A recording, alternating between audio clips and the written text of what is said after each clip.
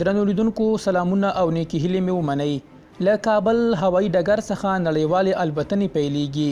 قطري چارواکو کابل هوایي ډګر کې یوې خبري غونډې ته وویل د پلازمینې له هوایي ډګر څخه نړیوالې الوتنې پیلیږي او اوس هوایي ډګر 90% کارنده شوی دی. چارواکي وایي د قطر هوایي شرکت یوه الوتنه به له کابل هوایي ډګر څخه د 5 نۍ په ورځ ترسره شي.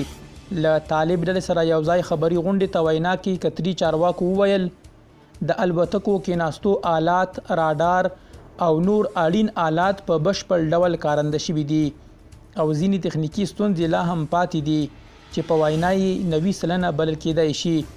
یوې پوښتنې ته ځواب کې دوی وویل په لومړۍ الوتنه کې به بهرنیان، امریکایان او ځایي کسان هم بهر ته لاړ شي.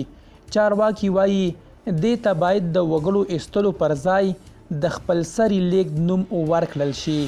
د یادونې ده چې امریکایي چارواکو رویټرز خبري اجانس ته ویلي وو 200 داسې امریکایانو ته له افغانستان څخه د وتلو پریښه ورکړل شوې چې د وګړو ایستلو د اپریشن له پای ته رسیدو وروسته هم هلته پاتې دي.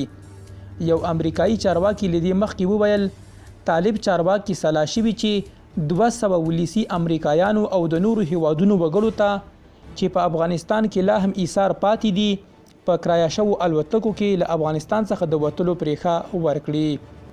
درنو لیدونکو له ملتیا مو مننه.